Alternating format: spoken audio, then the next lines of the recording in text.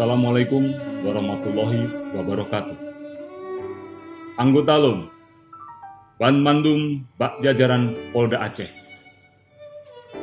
Ulun tuan bangga mon awak drone. Sampai saatnya awak drone adalah para pejuang kemanusiaan di Aceh.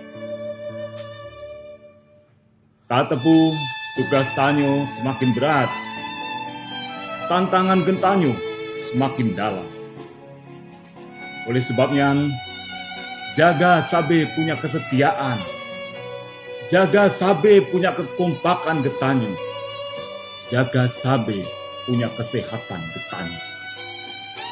Ulun tuan adalah orang yang paling pun sedih munyo awak drone kenang COVID-19.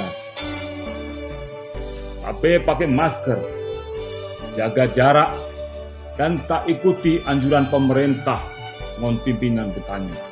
Budget ke contoh yang get ke masyarakat dan budget ke polisi yang besar ke masyarakat.